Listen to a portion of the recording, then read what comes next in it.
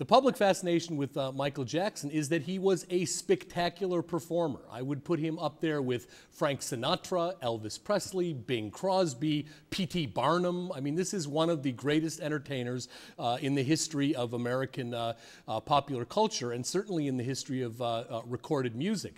He was already a superstar as he went into the 80s, all that stuff with Motown and the Jackson 5 and all the rest of it.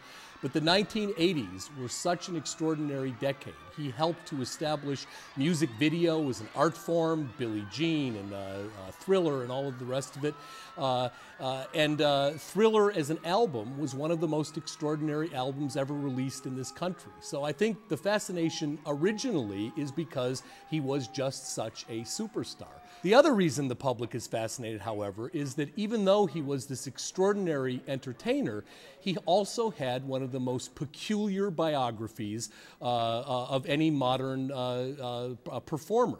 There were times in the last 20 years where it seemed that Michael Jackson was living on planet Michael, and that wasn't the planet that the rest of us were on.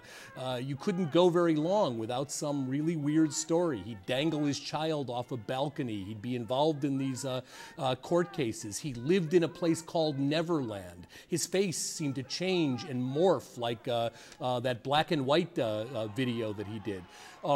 There really are these two parts of Michael Jackson's, the Michael Jackson phenomenon: an incredible performer and someone who had a biography that was at times really quite peculiar.